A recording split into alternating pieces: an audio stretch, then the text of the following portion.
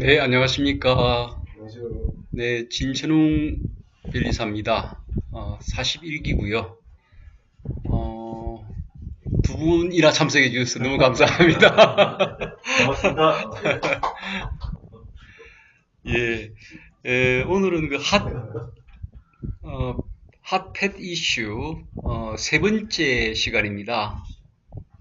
이 핫펫 이슈는 제가 두 달에 한 번 정도씩, 그 기간 동안에 조금 이제 특허 관련해서 조금 이슈가 될 만한 사안들을 한번 선정을 해서 거기에 대해서 잠시 살펴보고 그와 관련된 어떤 특허 문제들을 같이 한번 생각해 보는 그런 시간입니다. 오늘 세 번째 시간인데요. 음, 오늘은 이슈로 공공혁신 조달 플랫폼이라는 것하고 그다음에 중국 지식재산권 소송 급정 이런 타이틀을 한번 선정을 해봤습니다.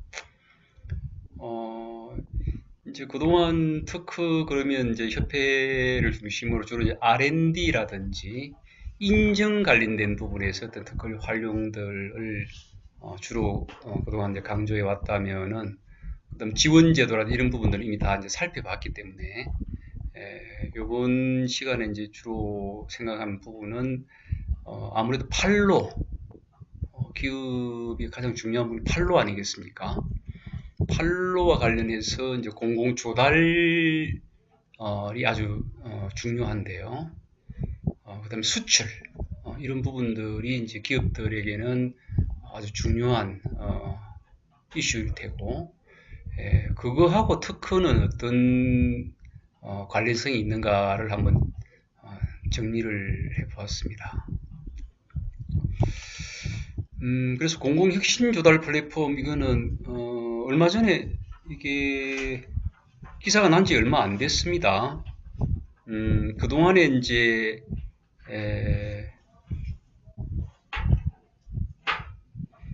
이런 조달 혁신 이런 관련된 부분은 다 별개로 되어 있었죠. 그죠? NEP라든지 이런 쪽들, 그 다음에 우수 조달이라든지, 벤처 나라 이런 것들 다 이제 별개로 되어 있었는데, 이 부분들을 좀 통합을 하고, 그 다음에 이제 혁신 신제품을, 기존에 이제, 에, 조달하던 방식과는 달리, 혁신 신제품에 대한 여러 가지 이제 우대 정책이라든지 시범 구매라든지 이런 어떤 부분들을 도입을 한번 해보겠다는 얘기 같아요. 그래서 연말까지 일단 이런 플랫폼을 만들고 내년부터 실시하는 그런 목표로 지금 하고 있다고 얼마 전에 발표를 했습니다. 이제 여기 보면 거기 이제 특허 거래 전문관 등 전문가 인력을 활용한 수요 공급 연결 지원 이런 표현들이 나옵니다. 그래서 뭐 혁신과 특허가 그거는 서로 불가분적으로 관련성이 있다는 거는 뭐 말할 나위가 없겠지만 여기 이제 구체적으로 특허와 관련된 어떤 연결점이 있을지 하는 구체적으로 아직 나오지는 않았는데 수요 공급을 연결하는 한 수단으로서 특허거래 전문관이라는 언급이 있어요. 지금 특허거래 전문관은 유일하게 발명진흥회에 있습니다. 발명진흥회에서 이제 그 특허 거래 주로 민간 베이스의 특허 거래를 지원하고 하는 이제 그런 인력으로 전문 인력으로 배치가 되어 있는데 그 전문가이라는 명칭이 이 플랫폼에 등장을 했어요. 그래서 특허 거래하고 어떤 관련성이 있는가는 제가 딱 떠오르지는 않습니다. 여기에 대해서 기사를 읽어봐도 설명이 되지는 않습니다. 그러나 어쨌든 간에 특허거래 전문가이라는 분이 수요 공급의 연결 지원으로 이제 이렇게 나온 걸로 봤을 때는 어떤 특허와 관련된 기술 사업화 그와 관련된 제품들, 이런 부분들의 어떤 활성화도 여기에 포함되어 있지 않는가, 그런 생각을 해봅니다. 그래서 지난 시간에 제가 언급한 부분 중에 여러 가지 이제 신용 평가 제도를 기존의 어떤 담보나 뭐 이런 거 위주에서 굉장히 포괄적으로 평가를 하게 되고, 그 핵심의 어떤 기술적 평가, 특히 특허에 관한 어떤 그런 부분들이 강조가 되어 있기 때문에 전반적으로 향후에 어떤 기업의 신용이나 이런 부분에서 특허나 이런 기술적인 능력이 중요할 것이다, 이런 얘기를 했는데, 결국 그와 관련된 조달 관련된 영역에서도 이렇게 특허와 관련된 얘기들이 나오고 있습니다.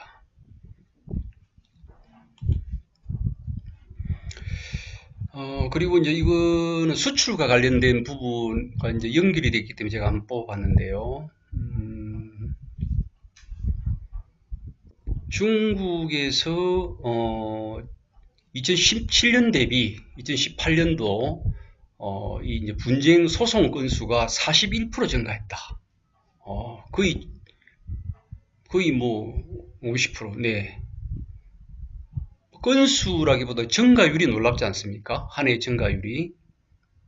물론 이제 여기는 작년에 상표법 같은 경우는 이미 이제 손해배상 같은 액수를 이제 3배에서 고의적 침해의 경우에 5배로 늘리는 이런 것들이 지금 실시가 되었고, 올해 특허법 이제 개정 내용들을 보면 손해액을 무려 1배에서 고의적 같은 경우 5배로 늘리는 이런 이제 이 산업재산권의 침해에 대한 손해를 배상을 강화하는 이런 이제 제도적인 법적인 변화가 있었는데, 그거는 어쨌든 간에 2017년도 8년도는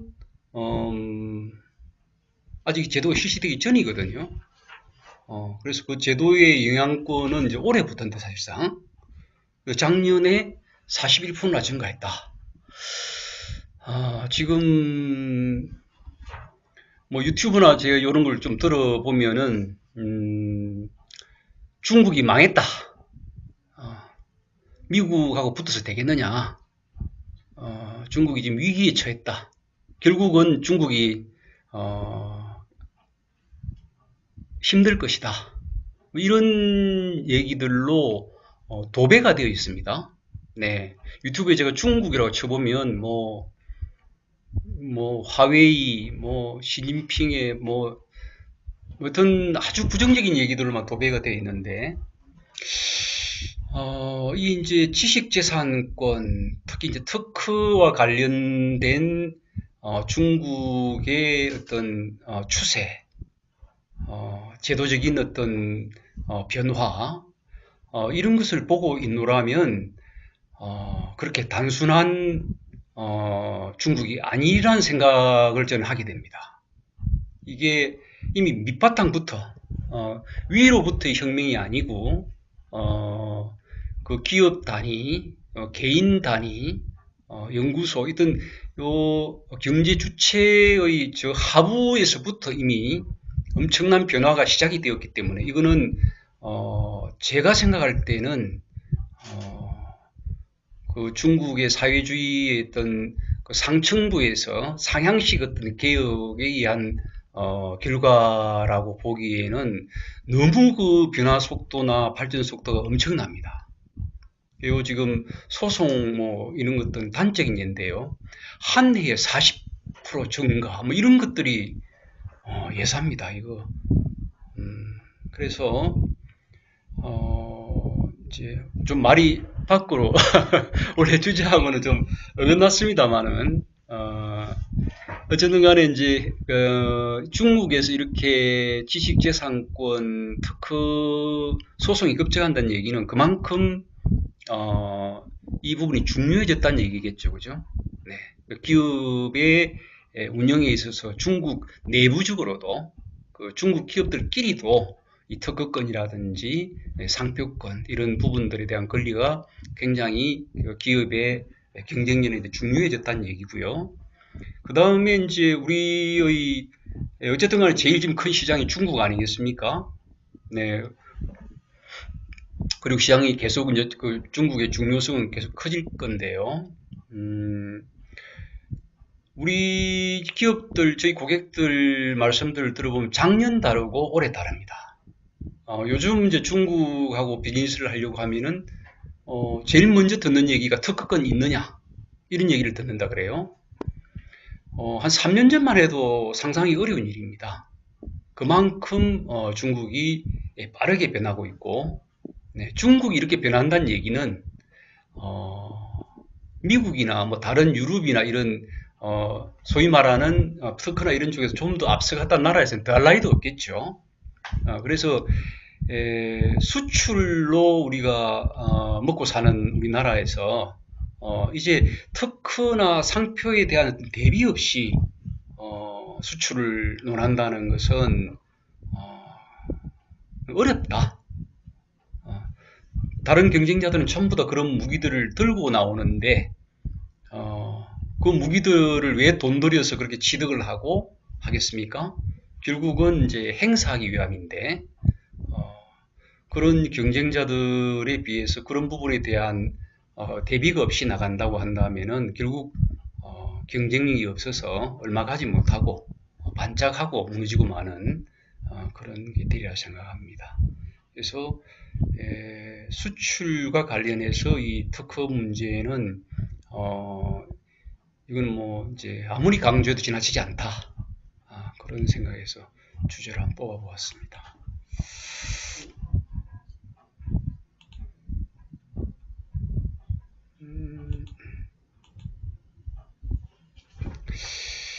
여기 도형이 빠져버렸네요. 제가 그 도형을 하나 넣어놨었는데 전 세계에 2017년도에 특허 출원 건수가 전 세계적으로 한 300만 건 정도 되었습니다. 300만 건.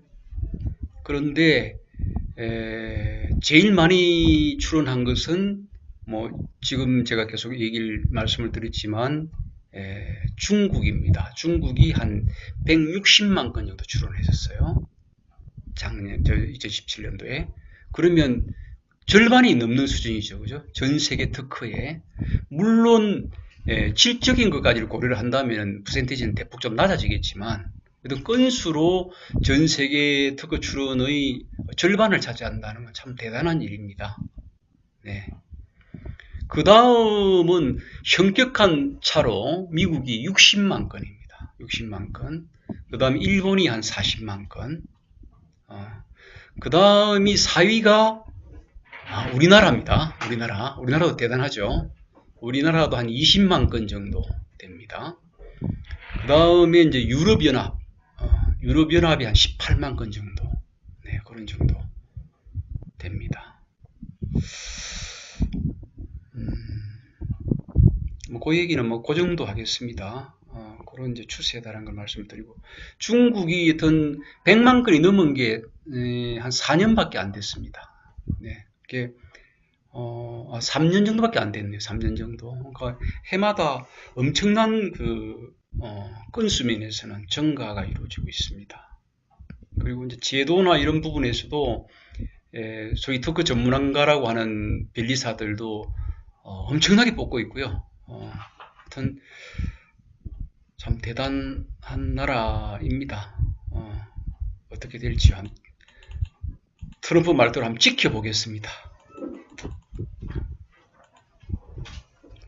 자, 그 다음은 이제 조달입니다. 조달. 그래서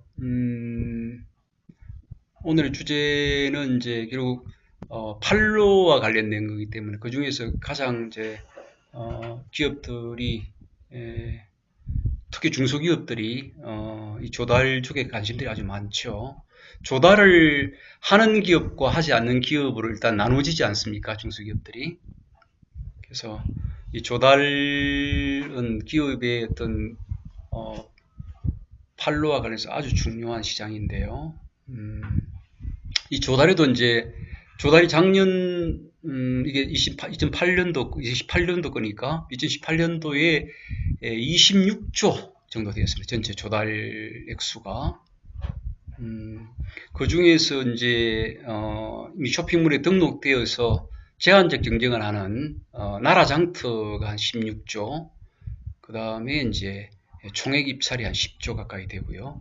이 이제 나라장터 16조 중에서도 우수 조달, 단일 공급자로 이제 그 수의 계약이 가능한 그런 우수 제품이 한 2조 8천 한 3조, 전체 조달 26개 보면 한 10% 정도 좀 넘죠, 그죠? 이렇게 28년도에 시장 규모 그랬습니다.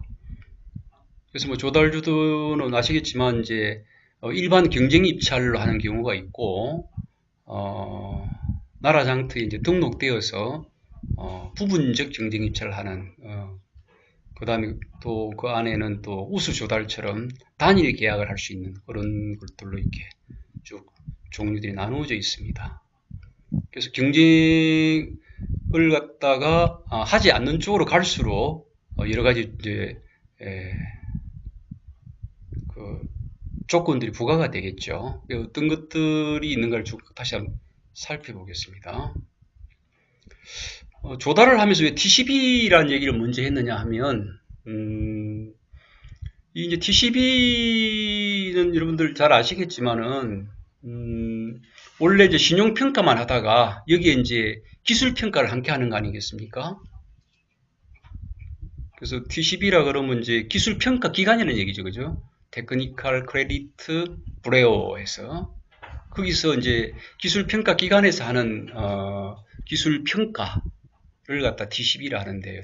요 등급이 이제 10등급까지 나누어져 있습니다. 그죠? 요 TCB를 할 수 있는 기관들은 정해져 있습니다. 신용 기보부터 해가지고 이렇게 은행들도 있고 이제 추가가 됐고요, 최근에. 근데 요게 점점 더 중요해지고 있습니다. 여러 가지 이제 대출을 할 때라든지 뭐 상장을 할 때라든지 단순한 신용 등급뿐 아니고 입찰에까지 이제 이게 이렇게 넘어왔다는 얘기죠. TCB 등급이. 그래서 입찰을 하기 위해서는 여기 이제 여기는 중소기업자 간 경쟁 제품에 관한 건데, 이행능력 심사를 하는 모든 그 입찰에 대해서는 TCB 등급을 반드시 받아야 됩니다.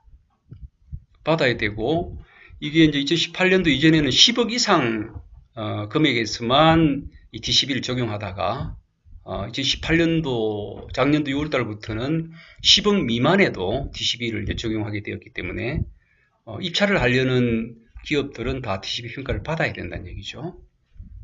그리고 안 받게 되면 이제 최하 등급을 받으니까 최하 등급을 받아가지고서는 입찰이 안 되죠. 네, 그래서 여기 보면 심사 기준의 이제 총점 중에서 가격 점수가 60점, 55점 그렇고 기술 능력이 10억 이상일 때는 10점, 10억 미만일 때는 5점 이렇게 배점이 되어 있습니다. 이게 다음을 보면서 같이 얘기를 해볼까요? 이게 물론 5점이 아니고 5점이라 하더라도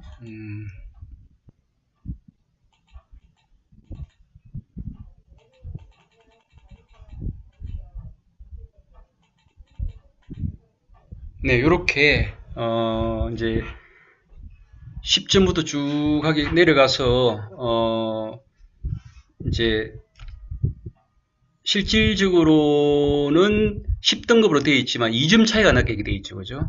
계단을 0.2점씩 해가지고 10점 한도일 때 5점 한도일 때 1점 차이가 나겠죠. 근데 이게 점수가 얼마 안 되는 것 같지만은 이 만점을 못 받게 되면은 아예 그 경쟁 그 입찰에서 가격 경쟁이 안 됩니다. 그 해보신 분은 알겠지만은. 그래서 이 점수가 굉장히 중요하고요. 이 부분들을 만회하기 위해서 이제 가점들을 받아야 되는 거죠. 네, 그래서 이 조달의 10억 미만에도 이 기술 능력 부분이 들어왔다는 게 아주 중요합니다.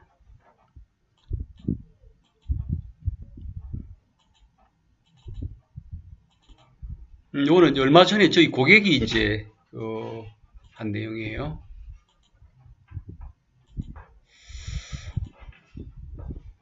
요건 이제 핫팩입니다. 핫팩. 핫팩은 국방 조달인데 한 해에 딱 한 번만 해요. 한 번만 하는데 규모가 한 50억 정도 되죠. 50억. 그래서 이제 10억이 넘는 일반 경쟁인데 요 이제 적격심사 평가 기준에 보면은 이렇게 10억이 넘는 경우에 일반인 경우에도 기술 등급을 이제 10점을 100점 중에서 총 100점 중에서 10점을 할당을 해놨습니다. 그래서 요 때에 요 입찰에 저희 고객은 떨어졌어요. 떨어졌는데 만점을 받은 기업들이 입찰 점수 요 100점에서 전부 다 만점을 받은 기업들이 3개 업체였어요. 그리고 3개 업체끼리 경쟁이거든요. 그래서 이제 가격할 때 그때는 좀 재수가 이제 돼야 되는데, 그래서 만점을 받은 업체하고 그때 8개 업체인가 입찰을 했는데 만점을 안 받은 업체가 된다는 건 굉장히 어렵습니다. 그래서 하여튼 입찰고 하려고 하면 이제 TCB를 피할 수가 없다. 그런 얘기고요. 뭐 TCB는 입찰에만 쓰이는 게 아니고 각종 기업의 어떤 자금 조달이라든지 신용평가라든지 뭐 업체 납품이라든지 또 뭐 상장이라든지 모든 데 다 이제 지표가 되고 있기 때문에 TCB가 중요합니다. 새로운 이제 신용 지표라 보시면 되겠습니다. 요 TCB 이제 평가 요 이제 하는 은행의 어떤 그 내역서인데 보면 빨간 침 밑에 보면은 기술 관련 보호의 특허 취득 과정 이런 것도 있죠, 그죠? 단순히 특허 건수 뭐 이런 정도가 아니고 굉장히 특허의 내용과 그 기업의 어떤 기술의 흐름까지를 같이 본다는 얘기죠, 그죠? 그 중에 특허가 없어가지고 TCB 없는 기업이 TCB를 좋은 등급을 받을 수 있겠습니까? 불가능합니다. 제가 감으로 그래도 어지간하게 이제 좀 중견기업이 되려고 하면 T4 이상이 돼야 되거든요. 적어도 그러고 좀 바람직하면 T3 이상이 되어야 일반 신용 등급으로 BBB 정도 되는 건데 B3 이상을 받기 위해서는 특허 없으면 안 됩니다. 단순히 특허만 가지고 되는 게 아니고 꾸준히 특허 경영을 해야 됩니다. 자기 제품 개발의 과정에서 꾸준히 자기 그 제품들을 특허로 보호를 하고 그런 경쟁력을 기술 경쟁력을 갖추고 있어야 가능하지. 그렇지 않고 3등급 이상 받기는 정말 어려워 생각됩니다. 자, 그 다음 이제 우수 조달에 대해서 살펴보겠습니다. 그래서 그만큼 이제 조달 쪽에서도 TCB가 중요시 되고, TCB라는 건 결국 특허와 불가분의 관계가 있다. 그런 말씀을 드리고 싶었던 겁니다. 우수 조달 아까 살펴봤다시피 2017년도에 2조 8천억 정도 이렇게 되었습니다.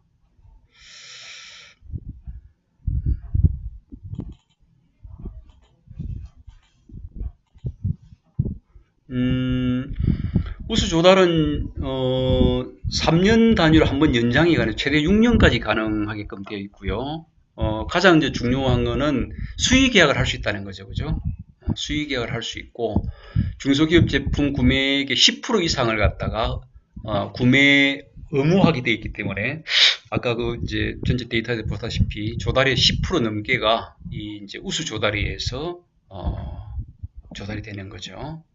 그래서 이 우수 조달을 이제 지정받은 업체 같은 경우는 그 전과 후에 매출이 이제 하늘과 땅이 되는 거죠. 네. 그래서 우수 조달을 받기 위해서 다들 노력들 많이 하시고 계시죠.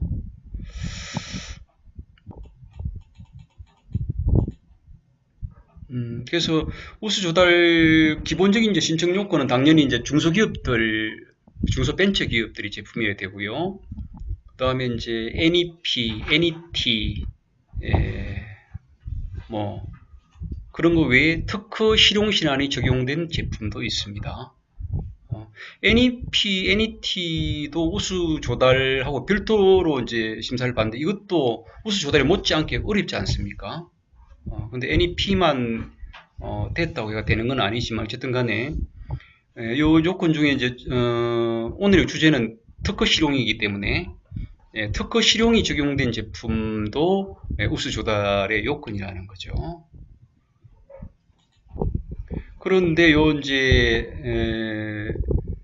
우수 조달의 신청 요건인 특허는 기업에서 특허가 필요한 경우 여러 단계가 있죠. 인정을 할 때도 필요하죠. 그죠? 우리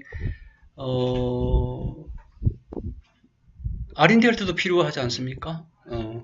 그렇게 이제 건수 뭐 이런 이제 형식적인 거가 필요한 경우도 있고 출원만 해도 되는 경우도 있고 또 이제 등록된 특허를 요구하는 경우도 있고 등록이 되었을 때 분야 관련성만 또 인정되면 되는 경우도 있어요.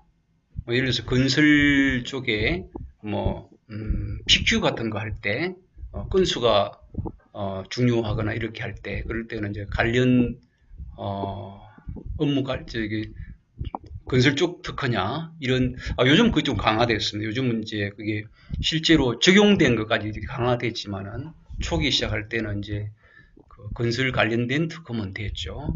뭐 그런 거. 그 다음에 뭐 우리가 이제 많이 하는 벤처 인정받을 때 등록 특허나 이런 것들은 사실상 그 어느 정도 제품과 관련성이 있는가 따지지 않죠. 그 회사의 업무와 연관성이 있는가, 제품과 연관성이 있는가 정도 보는 거죠. 그 다음에 어떤 게 있을까요? 많이 요즘 이제 뭐 하는 그 특허 자본화,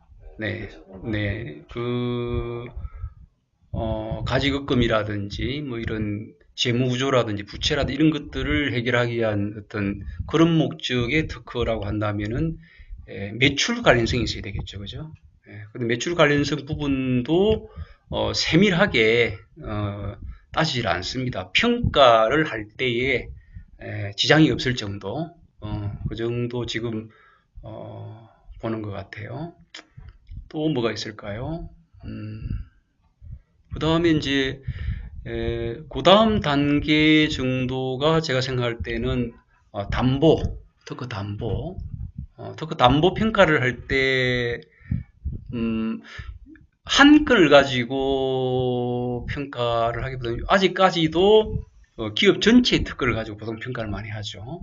많이 하는데 특허 담보 평가를 할 때는 그런 뭐 이제 뭐 단순한 제품의 매출 관련도나 이런 것보다는 좀 더 이제 깊이 있게 특허를 봅니다. 특허의 퀄리티를 보는 거죠. 근데 특허 평가라는 게 정말 어려워요. 정말 어렵습니다. 그 특허 평가를 이제 가지급금이나 이런 쪽들 용도로 할 경우에는 원래 변리사들이 특허 평가를 할 수 있게 되어 있어요.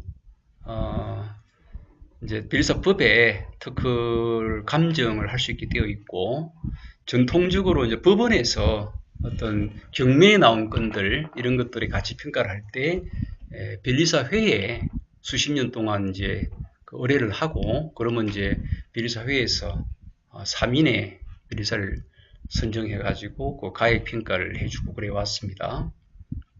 그런데 이제 가지급금 같은 경우를 해결할 때는 감정평가법인이 하고 있죠, 주로. 그죠? 그건 왜 그러냐면은 그건 세법과 관련돼 있어 그렇습니다.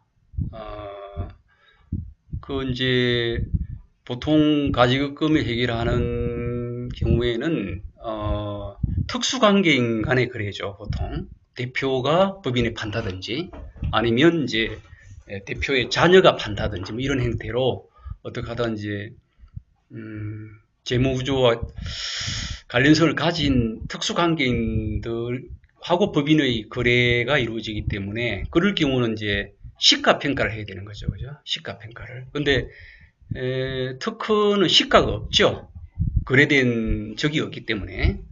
그랬을 때는 이제 감정평가법인의 평가를 받는 걸로 그렇게 소득세법에 아마 그렇게 규정이 소득세법 시행령에 그렇게 규정이 되어 있습니다. 그래서 주로 이제 그런 경우에는 감평사님들이 하시는데 변리사들이 보는 거하고 감평사님들이 보시는 것들이 평가가 많이 달라요. 기법들은 똑같은데 결국 뭐냐 하면 특허의 퀄리티에서 갈라집니다. 그래서 감평사님들이 1억으로 평가하는 것이 변리사들이 볼 때 100억이 될 수도 있고요.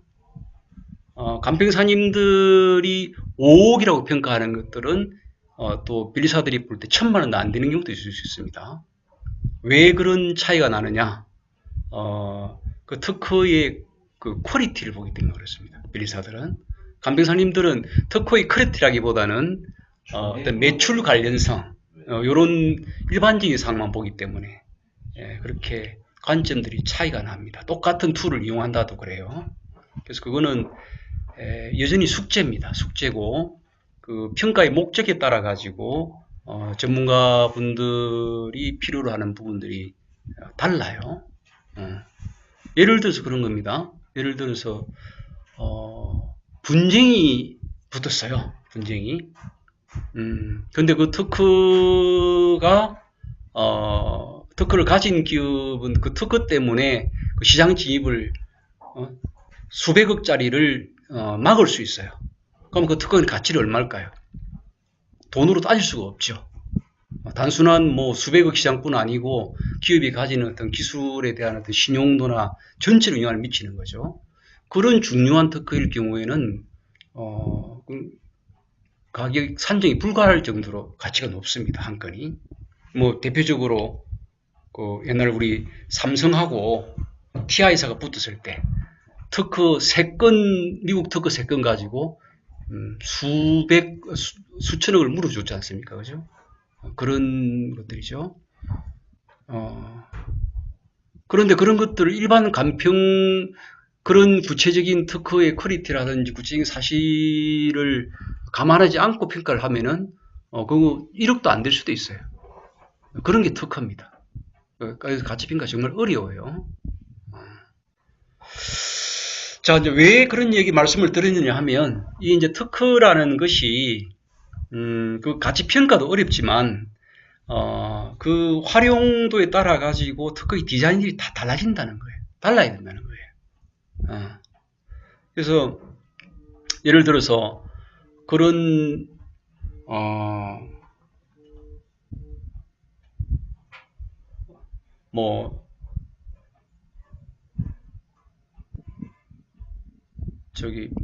목적이 있다고 한다면, 기보의 벤처 인정을 받기 위한 특허, 예를 들어서, 혹은 가지급금을 해결하기 위한 특허, 이런 특허만의 어떤 목적으로 한다 그런다면은, 그거는 이제 굉장히 그 프로세스가 좀 특별해집니다.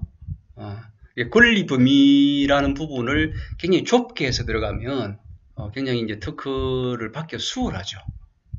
그래서 그런 목적의 특허들을 하고, 요런 지금 우수 조달이라든지 담보 평가를 한다든지 실질적인 어떤 가치를 평가를 받을 때, 요렇게 용도로 쓸 때는 특허 디자인이 달라야 된다는 거죠. 자, 여기 이제 구성 대비표를 들고 설명을 해보겠습니다. 이 조달에 쓰이는 특허는, 요 이제 우수 조달 같은 경우는 심사위원회 변리사가 반드시 들어가게 되어 있습니다. 심지어는 막 2명이 포함되는 경우도 있다고 들었어요. 그 얘기는 뭐냐 하면, 그만큼 퀄리티를 평가한다는 거죠. 그죠? 단순하게 그냥, 관련성만 보는 게 아니고, 퀄리티를 평가한다는 겁니다. 그래서 일단, 조달이나 이런 쪽에 들어가는 특허는 기본적으로 권리 범위가 넓어야 돼요. 좁아서는 안 됩니다. 여기 지금 예를 들면, 지금, 청구한, 필기구에 있어서, 몸통부, 지우개부, 클립부 이렇게 되어 있죠. 그죠? 요걸 이제 구성요소라고 그럽니다. 구성요소. 이 구성요소가 지금 3개인데요. 구성요소가 많은 것이 좋은 특허일까요? 적은 것이 좋은 특허일까요? 특허적으로 봤을 때. 어떻습니까? 구성요소가 많아야 좋은 특허라고 생각을 하세요. 일반 분들은 전혀 반대입니다. 구성요소가 적어야 권리 범위가 넓은 특허입니다. 네. 이렇게 3개 정도의 구성요소, 5개 이내의 구성요소로 이루어진 것은 굉장히 권리 범위가 넓은 특허예요. 그런 건 보통 이제 기본 발명이라 그러는데, 요런 이제 구성요소가 적은, 그런 기본 발명으로부터 개량 특허들이 이루어집니다. 여기에, 부가라 해가지고, 그래서 몸통, 지우개, 클립, 뭐 여기다 예를 들어서 뭐 LED가 붙었다든지, 이런 걸 부가라 그러죠. 구성요소가 더 붙든지, 아니면 한정이라 그래가지고, 예를 들어서 여기 이제 지우개가 있는데, 여기는 이제 요 지금 청구항에 의하면은 형성된 지우개만 있죠. 그죠? 근데 지우개의 구체적인 구성이 안 들어가 있죠. 그래서, 개량 발명에서 그 지우개 캡을 씌웠다. 예를 들어서. 그렇게 지우개를 더 한정하는 거죠. 네. 캡을 씌운 지우개도 지우개죠. 그죠? 네. 그렇게 이제 몇 개들이 한정되거나 부과되거나 해가 보통 이제 일반적인 특허들은 청구한 이 구성 요소들이 거의 한 10개 정도가 가장 넓은 범위가 되는 게 일반적입니다. 그래서 이렇게 한 3개 정도 되는 거는 굉장히 넓은 특허죠.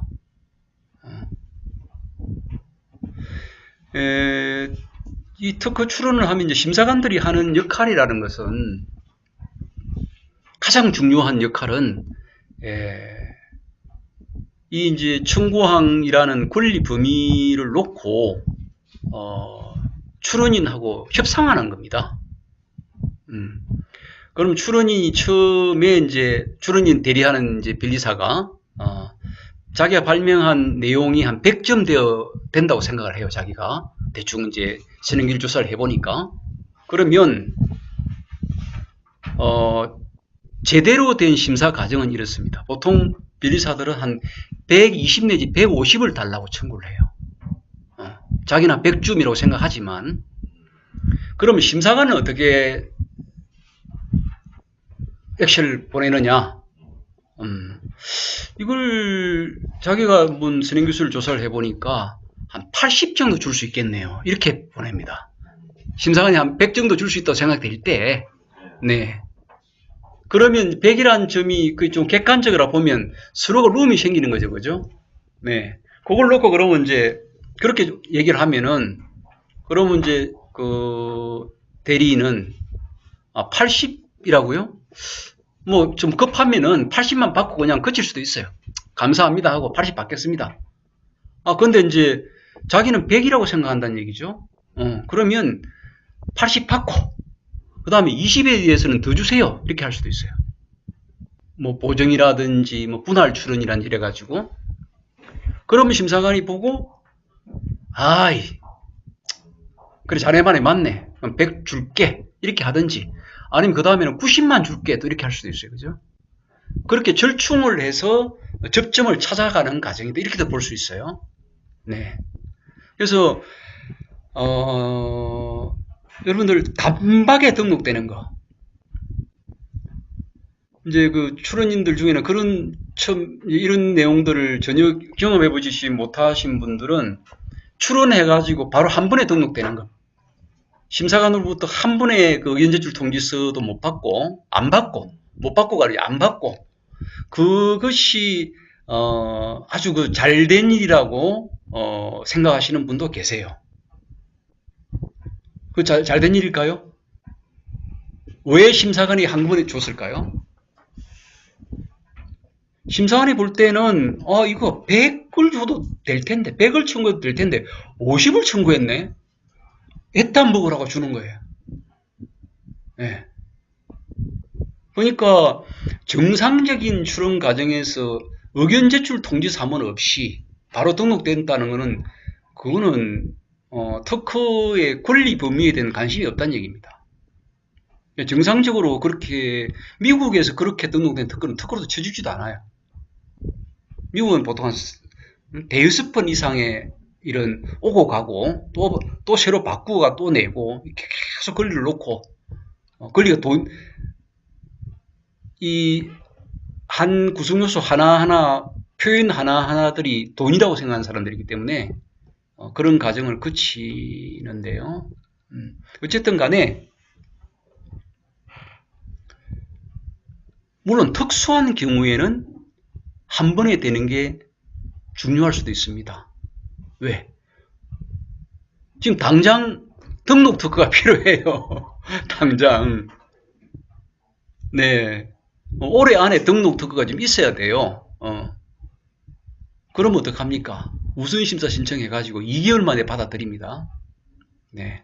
한 100 정도 되는 그 내용을 해놓고, 작성해놓고, 10 주세요. 이렇게 얘기하는 거예요. 그럼 바로 주겠죠. 그죠? 그러면 먼저 받아놓고, 줄 거 먼저 받아놓고, 받아들이고, 그 다음 분할을 합니다. 네, 분할을 해서 그 다음 이제 90을 가지고 싸우는 거는 그 다음 2회전으로 가는 거죠. 그죠?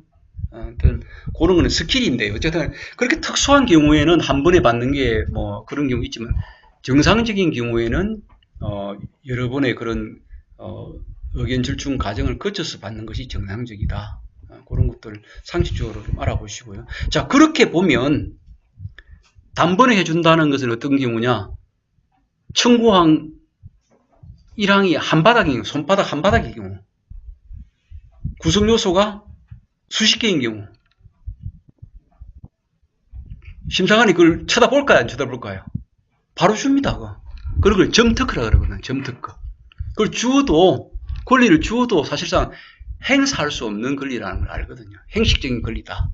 주는 거예요. 네 어떤 목적에 쓸는지 모르겠는데, 그렇게 급하다면 가져가. 너 써. 이렇게 주는 거예요. 그래서 오늘 두 가지 상식적으로 한번 알아두실 거. 청구항은 구성 요소가 적을수록 권리 범위가 넓다. 좋은 특허다. 네. 두 번째는 정상적인 그런 특허, 넓은 특허, 권리 범위 넓은 특허를 얻기 위해서는 여러 번의 의견 조율 과정, 중간에 심사가 토론 과정을 거치는 것이 일반적이다. 그 두 가지를 상식과 좀 배치되는 얘기인데요. 알아두시면 좋겠습니다. 그래서 이쪽 이제 요걸 한번 보시면 제가 너무 사이드 얘기가 많습니다, 그죠? 네. 자, 이게 한번 보시죠. 자, 요 이제 우수 조달의 실제 그 예시표인데요. 옆에 이제 대비표가 있습니다, 그죠? 제품하고. 요 그림에 보면, 지금 저기 나와 있죠, 이게? 네. 몸통부의 일척에 필기구가 형성되어 있죠, 그죠? 샤퍼심이 돌출되어 있지 않습니까? 신청 제품에, 그죠? 그래서 두 개는 대비 결과가 동일입니다, 그죠? 동일. 그 다음에 몸통부의 어느 일척에 지우개부가 형성되어 있죠. 뚜껑이 달려있지만 지우개가 안에 있다는 얘기죠, 그죠? 지우개 있죠. 그 다음에 몸통부의 측면에 클립부가 있죠, 그죠? 클립부. 그래서 동일하죠, 그죠? 그래서 요 특허는 요 제품에 다 적용이 되어 있습니다. 그래서 우수 조달용 특허가 되려고 하면 적어도 하나의 독립항이 그 제품에 100% 이렇게 동일로 적용이 돼야 돼요. 네. 근데 만약에 이 청구항 1항이 구성요소 4를 가져가지고 예를 들어서 어느 부위에 LED 불을 가져서 어떤 뭐 밤에 이렇게 뭐 표시하는 거라든지 뭐 라이트 형광등 기능을 한다든지 이런 부분들이 하나 더 있었다 치십시다. 자, 그런 특허다. 그러면 이 지금 제품하고 두 개를 대비했을 때 어떻습니까? 자, 청구항 1항에 구성요소 4가 있는 거죠, 그죠? 4에 LED부가 있습니다. 신청 제품에 LED가 있습니까? 없죠. 상위가 되는 거죠. 그죠? 이렇게 되면 이 특허는 요 우슬 조달 물품에 신청할 수가 없는 거예요. 자, 앞에 게 걸리면 없습니까? 뒤에 게는 없습니까? 앞에 게는 없죠. 그죠? 뒤에 거는 좁은 거예요. 그죠? 하나 더 붙어가지고. 이해되십니까? 그런 부분들을. 네. 그렇게 해서, 이거는 최소화하는 요건입니다. 네. 이렇게 우수 조달이 되기 위해서는 반드시 현재 적용되고 있는 제품과 동일해야 돼요. 정광이. 동일해야 되는데, 이제 우수 조달을 준비를 한다고 생각을 해보십시다. 우리가. 이런, 특허가 있으면 다행인데, 아까 지금 요건이, 특허가 지금 5년이 경과 안 된 거여야 돼요. 그죠? 실용시는 3년이라고. 네.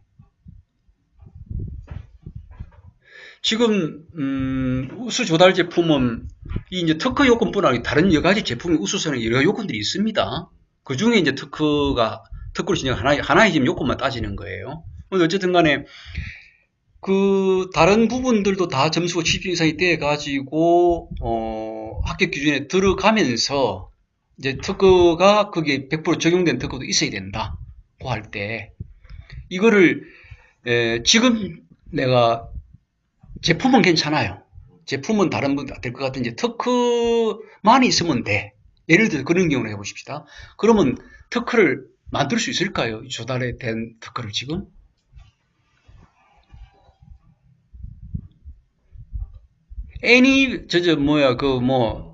벤처라든지, 가지급이라든지, 이런 용도의 특허는 언제든지 만들 수 있어요.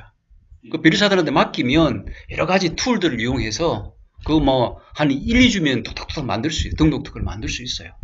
근데, NEP나 이런 데 적용되는 제품을 그렇게 만들 수 있을까요? 톡톡톡? 신주 같은데 지금 힘들죠. 지금 동일해야 된다. 그렇죠. 힘듭니다. 왜냐하면, 적용이 돼야 되는데, 지금 제품은 나와 있지 않습니까? 그죠?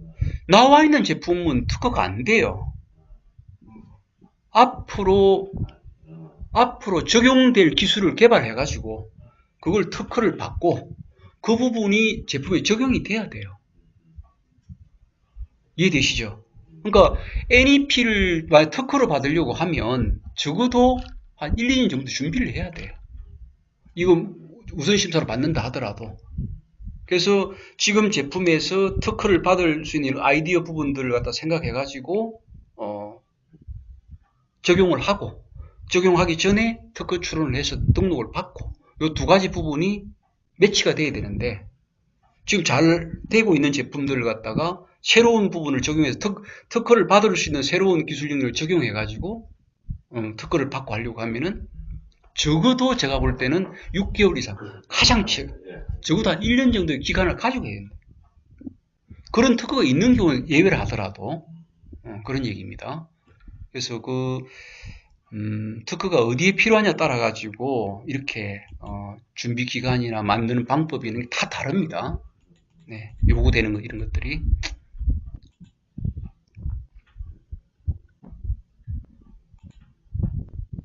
네, 그러면 이제 벤처나라 요거 이제 최근에 생긴 거죠. 최근에 이 나라장터는 별도로 나라장터에 조달에 들어가려고 하면 여러 가지 조건들이 원체 까다로우니까 여기에 이제 창업 기업들 7년 이내, 그다음 벤처 기업들만을 대상으로 하는 벤처 나라라는 걸 별도로 만들었습니다.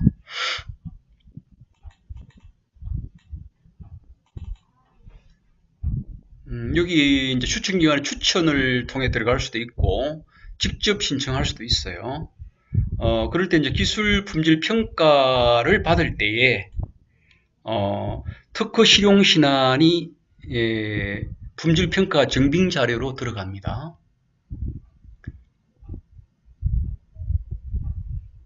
근데 특허 실용 신안이 없는 경우도 될 수 있을까요? 안 됩니다. 네.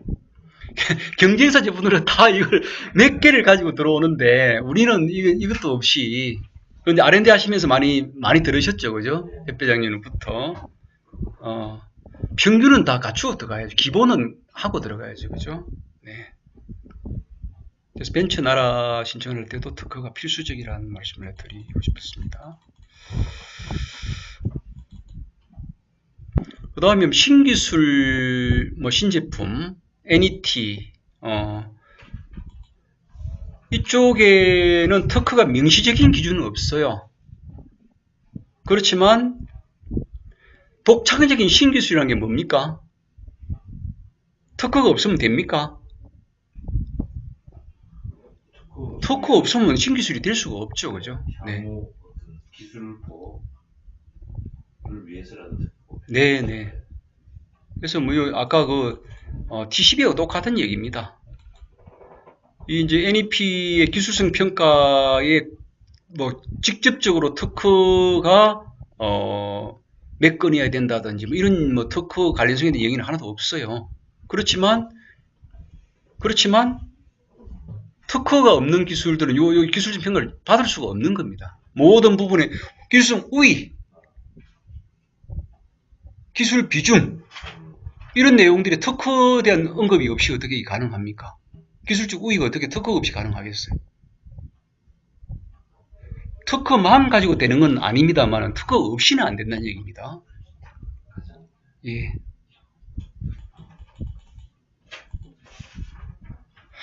네, 그 정도 하고요. 그래서 지금 조달 쪽에 관련된 모든 쪽에 기술과 관련된 부분이라면은 그만큼 특허가 중요하다. 기본이다. 중요한 게 아니라 기본이다. 그리고 이제 조달뿐 아니고 인증이나 다 마찬가지겠지만은 그 특허는 활용 목적에 따라 가지고 조금씩 다르다. 특허의 디자인할 때 권리를 받을 때부터 나중에 실제 그걸 적용될 때 이런 기준들이 좀 다르다. 그래서 어떤 목적에 맞는 특허를 만들 때는 또 거기에 맞춰서 해야 된다. 그런 얘기 드리겠습니다. 그 다음 이제 수출입니다. 수출.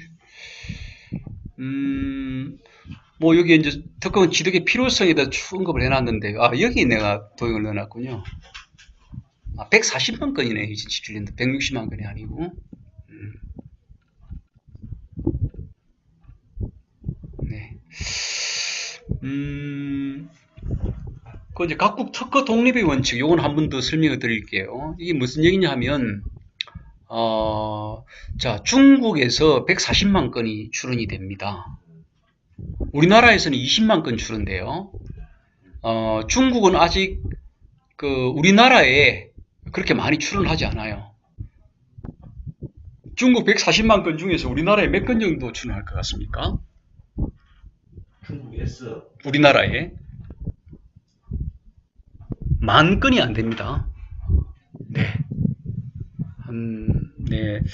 작년 기준으로도 10,000건이 안 됐어요. 18년도 제가 본 통계로는. 그럼 이 숫자는 국내 특허 아니면 해외 특허 다 합한 숫자? 아닙니다. 중국은 국내 중국에서만 출원된 숫자입니다. 물론 여기는 이제 외국인들이 중국에 특허 출원한 것도 포함되어 있어요. 그게 몇 건인가 하는 그 통계를 안 찾아봤는데, 한국은 지금 20만 건 중에 한 3만 건 정도가 해외에서 출원하는 것이고, 우리 내국인은 2017년도에 한 17만 건 정도 됐어요. 그 외국인이 출원하는 3만 건 중에 중국은 한 7,000건 정도밖에 안 돼요. 일본이 제일 많습니다. 한 2,000건. 자, 그랬을 때 중국에 그럼 한 10,000건이라 치고 10,000건을 제외한 나머지 139만 건은 어떨까요? 출원 안 했어요, 우리나라에. 그럼 어찌 되는 겁니까? 그 특허들의 운명은? 우리나라에서는 누구든 실시할 수 있는 기술이 되어버립니다. 우리나라에서는. 그게 이제 각국 특허 독립의 원칙이라고 그래요. 그러니까 어느 나라에서 특허를 받는다고 하더라도 다른 나라에서는 아무 상관이 없어요. 다른 나라에서 특허권을 취득하기 위해서는 그 나라마다 특허 출원을 해가지고 그 나라마다 심사를 받고 그 나라마다 권리 유지를 해야 돼요. 그건 완전 독립적이에요. 그게 특허 독립의 원칙이라는 겁니다. 그래서 중국에서 특허를 받았다 하더라도 이 139만 건 우리나라에 출원하는 139만 건 우리나라에서는 권리가 없는 거예요. 없어져 버렸어요. 누구든 실시할 수 있는 권리가 됐다는 얘기입니다. 한국도 마찬가지입니다. 한국에서는 지금 중국 출이 많이 늘고 있어요. 왜냐하면 시장이 커지니까. 많이 늘고 있는데 그래도 20만 건 중에서 중국에 한 10,000건 조금 넘을 거예요. 아마 중국 가는 게. 그럼 19만 건 어찌 됩니까? 한국에서도? 중국에서 누구든 실시할 수 있는 기술이 되는 거예요.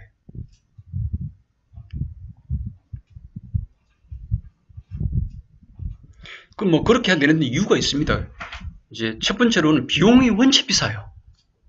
국내에서는 특허 출원, 정상적인 출원 같으면 뭐 출원할 때 한 150만 원, 등록할 때 한 150만 원, 평균적으로 봤을 때 한 300만 원 정도 들고요. 그런데 해외 출원을 하는 순간에 한 나라당 평균적으로 한 1,000만 원 정도 들어가요. 등록시까지. 중국은 좀 적게 들어가는 편이고요. 중국은 한 등록시까지 한 700 정도 내외. 일본하고 미국이 한 1,000만 원 내외. 유럽 같은 건 한 1,500만 원. 평균에서 한 나라당 보통 한 1,000만 원 그렇게 얘기합니다. 그러면 중소기업이라 칩시다. 중소기업이 좀 괜찮은 제품을 개발했습니다. 그럼 특허로 그 개발된 기술을 제대로 보호하려고 하면 특허 한 건 가지고 안 돼요. 이렇게도 보호하고 저렇게도 보호하고 요 요소도 보호하고 저 요소도 보호하려고 하면은 보통은 이제 패키지로 한 뭐 최소한 서너 건 정도는 되어야죠, 그죠? 그래야 이제 기술적으로 특허적으로 보호를 받을 수 있다고 얘기할 수 있는 게 되는데 뭐 서너 건은 그냥 한 건을 예를 들어서 한 건을 주요 국가 한 4개국 정도에 출원한다 보면 아까 비용을 한 4, 5천 든다는 얘기 아닙니까? 그죠? 그렇게 그 특허 쪽에 비용을 들일 수 있는 중소기업이 흔치가 않습니다. 대기업들, 저희도 이제 LG 이노텍, LG 전자 쪽을 대리하고 있는데요. LG 이노텍 같은 경우도 3개국 이상 출원하는 건들은, 이게 LG 이노텍 같은 경우 국내 출원이 한 3분의 1 정도를 해외 출원합니다. 해외 출원하는데 그 중에서 3개국까지는 해요. 3개국에서 4개국 넘어가는 건들은 손으로 꼽습니다. LG 이노텍이란 건 대기업도 그래요. 그 카메라 모듈 같은 이런 것들은 전 세계에 수출하지 않습니까? 그런데도 불구하고 특허 비용이 원체 많이 들기 때문에 네, 그게 주로 이제 요즘 대기업들 일본은 저 순서가 4순위, 5순위로 밀렸어요. 1순위가 중국입니다. 2순위가 미국이고 3순위는 유럽입니다. 그다음 4순위는 보통 인도가 많이 오고요. 인도. 네, 인도 그다음 베트남. 베트남하고 일본이 삐까삐짝해요. 이게 이제 예산 순위로 시장을 그만큼 중요시한다는 얘기죠, 그죠? 그래서 그만큼 비용이 많이 들기 때문에 이제 해외 출원을 함부로 못 해요. 그리고 이제 대기업들은 이게 이제 특허 출원을 하게 되면 해외에서 그걸 유지를 하면서 특허 라이선스를 주기도 하고 또 크로스 라이선스를 하기도 하고 그 잘 활용을 할 수가 있죠. 중소기업들은 그 비싼 돈을 들여가지고 특허를 받아가지고 관리를 잘 못해요.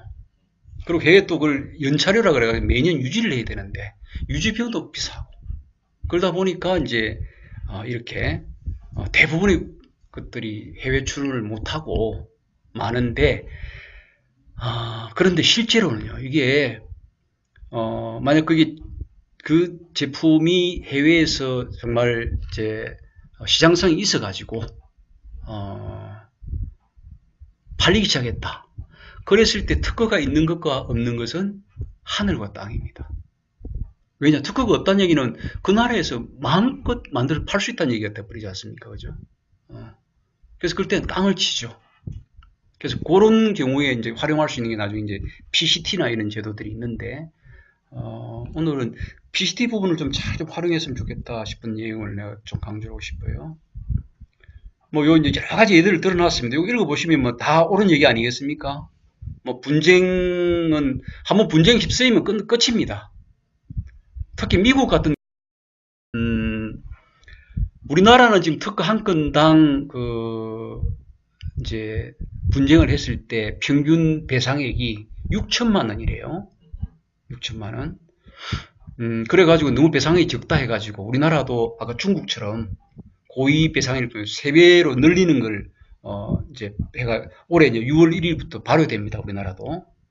그렇긴 해도 어쨌든 간에 여태까지 특허 한 건당 분쟁의 손해배상액이 평균 6천만 원이었어요. 미국은 얼마쯤 됐을까요? 68억입니다. 68억. 특허 한 건당 평균 손해배상액이. 한 건당 100배의 차이죠. 100배. 100배도 차이, 110배. 왜 그렇게 차이가 나느냐, 특허 한 건당. 물론 시장도 한 10배 정도 미국이 크다 그럽니다만은. 그렇다 하더라도 또 너무 적은 거 아닙니까? 그죠? 네. 그래서, 그걸 또 설명 너무 길고요. 어쨌든 간에 해외 쪽에서, 특히 미국에서 한번 특허 분쟁에 휩싸였다. 그럼 중소기업 날아갑니다. 네. 그 소송 비용이나 이런 부분이 감당이 안 되죠. 네. 그래서, 이런 이제 분쟁이나 이런 것들은, 이제 남의 일이 아니고, 너무나 다반사로 일어나는 일들이기 때문에, 분쟁을 갖다가 염려할 정도가 되면 그 기업은 경쟁력이 없는 거예요. 우리가 공기관을 무기를 가지고 있어도 될똥말똥한데 나가면서 다른 기업들로부터 휴를 당하지 않을까 걱정하면서 어떻게 사업을 합니까? 그죠? 이런 거 뭐 다 그런 얘기인데 어쨌든 간에 특허는 필수적이다. 뭐 그렇게만 생각하시면 되겠습니다.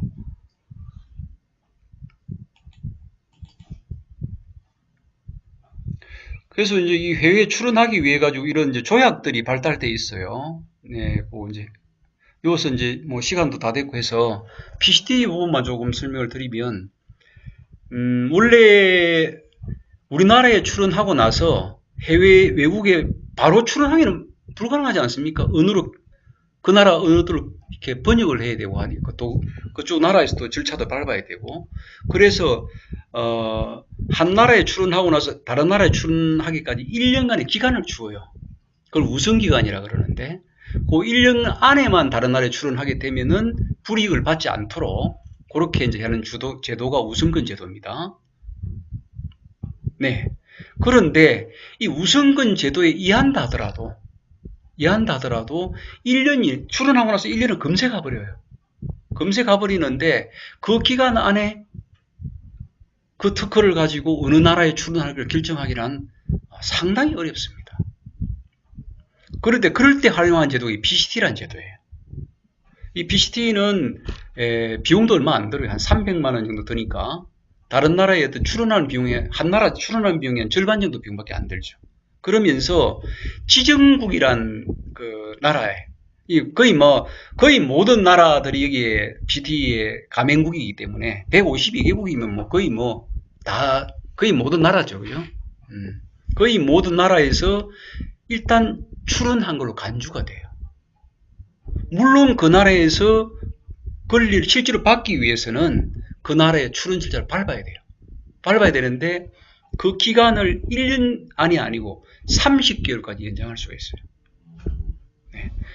30개월 정도면은 그래도 이제 어느 정도 시간을 갖고 그 기술의 어떤 시장성이나 이런 걸 판단할 수 있겠죠, 그죠? 네. 그래서 그 30개월 안에 시장성이 있다고 판단되거나 바이어가 붙은 데는 그때 바로바로 하면 되고, 그 다음에 아직 결정을 못하는 데는 좀 미루었다가 30개월 될 때 갈지 말지를 결정하면 되는 거죠. 비용 대비. 그래서 그래서 좀 괜찮은 신제품이다 싶으면 반드시 PCT라도 해놔라. PCT를 해놓은 상태에서 어떤 바이오와 접촉을 하는 것하고 이런 거 없애버리고 이제 더 이상 찬스가 없는 상태에서 하는 거하고는 이거는 너무나 차이가 크다. 그래서 BCT라는 제도를 좀 적극 활용을 하고, 근데 BCT도 아무나 하는 게 아니고 나는 이 제품을 중국에는 안 팔아도 돼. 이렇게 한 나라 내지는 두 나라 정도 외에는 뭐 시간이 가도 내가 출원할 생각이 없어. 그게 확실해. 이유가 있어. 이런 경우는 BCT 없이 바로 가면 돼요. 그때는 BCT는 이거는 비용만 들이고 비용만 들이고 그 나라에서 그 원하는 나라에서 권리 취득하는 기간만 더 늘어뜨리는, 오히려 그때는 그 더 안 좋은 기능을 하게 돼요. 보통 이제 PT를 할 경우는 이게 한 3개국 이상의 내가 출원을 할 가능성이 있다, 그렇게 생각할 때 PT를 주로 활용을 합니다. 그래서 이제 해외 출원을 할 경우에는 일단 그게 비용이 많이 들기 때문에 일단 해외 출원하는 거나 PCT 출원하려고 하는 그런 특허는 반드시 우선 심사를 활용해야 돼요. 우선 심사를 활용하게 되면은 제대로 심사를 한다 하더라도 6개월 정도 되면은 그 권리나 이런 내용들이 어느 정도로 나올 수 있는 건지 이런 것들을 알 수가 있거든요. 그러면 이제 또 그 해외 출원을 결정하기에 또 한 6개월 정도 시간이 더 남았지 않습니까? 그래서 이제 여러 가지 맹세서도 보완도 하고 번역도 충실히 하고 해가지고 이제 나가면 되는데, 우선 심사를 활용하지 않으면 국내 출원 그 심사 기간이 보통 1년에서 1년 반 정도 걸리기 때문에 우선 심사 신청을 안 해놓은 상태에서 1년이 가까워오면은 이게 권리가 날지 안 날지, 나면 어느 정도 날지에 대한 그 판단도 못한 채로 해외 출원을 여부를 결정해야 되는 경우가 발생하거든요. 그리 되면 그거는 굉장히 비효율적이 되기 때문에 우리나라 심사관들의 심사 능력이 굉장히 세계적으로 우수하다고 평가받고 있습니다. 그래서 지금은 그리 안 하는 것 같아요. 얼마 전만 하더라도 마이크로소프트라든지 이런 미국의 유명한 기업들이 미국에 먼저 하는 게 아니고 우리나라에 출원을 PCT 출원을 해가지고 우리나라에 먼저 우선 심사를 받아요. 그래서 그 결과를 가지고 그 해외에 이제 심사를 받는 이런 전략을 취하는 그런 기업들도 있을 정도로 우리나라 심사관들이 우수합니다. 그 다음에 하나만 더 언급드리는 거는, 이제 우리나라하고 지금 중국은 너무나 중요한 나라고, 지금 중국에서 특허나 상표나 이쪽들 이슈는 아주 지금 핫 이슈이기 때문에 중국에 수출을 할 때는 이 실용신안 무심사 등록 제도를 반드시 활용을 하셔라, 이렇게 말씀드리고 싶어요. 이건 마지막으로 이제 강조드리는 겁니다. 우리나라도 중국도 일본도 실용신안 제도가 있습니다. 있는데 다 달라요. 우리나라는 실용신안 제도가 거의 활용되고 있지 않습니다. 왜냐하면 특허하고 실용은 본질적으로 같은 거예요. 기술에 관한 창작으로서 같은 거예요. 똑같은 건데 연역적으로 이렇게 두 개를 나누어 놓은 거거든요. 나누어 놓은 건데 심사하는 기준이랑 다 비슷해요. 단지 이제 법상으로 조그만 좀 대단하지 않은 그 발명이나 이런 것들도 실용신안으로 좀 보호를 해줘가지고 중소기업이나 개인들이 어떤 발명 이유를 좀 정진시키자, 이런 목적으로 원래 독일에서 만들어지는 건데, 근데 이제 이걸 우리나라는 지금 심사를 두 개 다 심사를 해요. 그냥 권리를 주는 게 아니라 두 개 다 심사를 하거든요. 이전에는 무심사 등록이 있었어요. 이제는 지금 일본과 같은 제도가 있었는데 실용신안은 무심사 등록을, 이게 그 권리가 실질적으로 이게 권리를 줄 수 있는 내용인가는 실질적인 심사를 하지 않고 권리를 먼저 주는 거예요. 그게 무심사 등록주의거든요. 그런데 지금은 이제 두 개를 다 심사를 해요, 우리나라에서.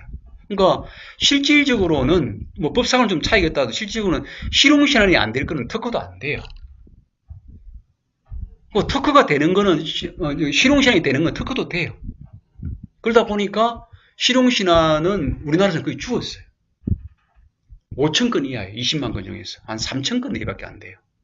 그거는 아주 특수한 목적으로 하고 있는 거지. 실용신안은 이미 우리나라에서는 활용도 없다. 다 특허로 한다. 보시면 되고. 그 다음에 일본은 실용신안은 무심사 제도예요. 무심사 등록을 해줘요. 근데 일본에서는 무심사 등록된 실용신안을 가지고 권리 행사를 하려고 하면은 판정제도란 미리 한 번 더 심사를 한 번 더 거쳐야 돼요. 권리 행사를 하기 위해서. 그러니까 그건 뭐 별 의미가 없는 거죠. 우리나라에서 그 제도를 실시하다가 별 의미가 없어서 우리는 심사를 바꾸었거든요. 근데 중국은 어떻냐? 중국은 실용신안을 무심사를 해줘 놓고는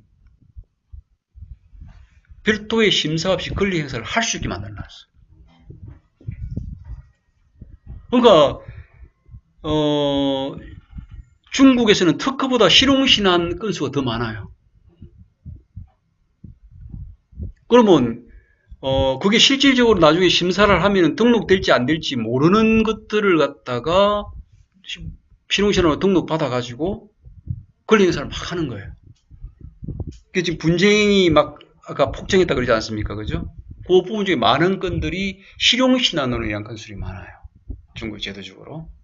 그래서 등록시켜줘 놓고, 빠르게 등록시켜줘 놓고, 그 무효인지 아닌지 여부는, 그게 정당한 권리인지 아닌 여부는 니네들끼리 분쟁해서 당사자들끼리 싸우라. 그렇게 해놨어요. 중국은 제도적으로 굉장히 좀 문제가 있어 보이는데 굉장히 또, 어찌 보면, 그 빠른 권리 행사가 가능하게끔 해놨거든요. 그래서, 이제, 중국의 파트너들이 괜찮은 제품이다 싶으면 이게 뭐 특허 등록이 따지지 않고 중국에 먼저 실용신안을 등록해버리는 경우가 원체 많아요, 지금. 그래서, 해외에 그 수출을 하려고 할 때 어떤 상담이나 이거 하기 전에 중국의 실용신안 등록을 반드시 고려를 해라. 괜찮은 기술이 있으면. 안 그러면 역으로 상대방에서 실용신안을 해가지고 이렇게 분쟁을 붙어올 때 결국 싸우게 되면 제대로 싸우게 되면 우리 이기겠죠. 이기겠지만은 그 과정이 지난하고 거기에 들어가는 그 비용과 시간과 어떤 손실이 너무 크기 때문에 중국에 수출할 때는 반드시 실용신안 무심사를 이용해서 먼저 등록을 해놓고 들어가라. 그게 최근의 팁입니다. 그 다음에 이제 해외 비용이나 이런 것들 원체 좀 비싸기 때문에 이런 것들에 대한 지원 제도들도 많이 있어요. 그게 뭐 충분하지는 않지만 그런 것들도 좀 적절하게 활용을 하시면 좋겠습니다. 예, 너무 좀 오버했네요. 13분. 네. 오늘은 여기까지 하겠습니다. 네. 감사합니다. 네, 감사합니다.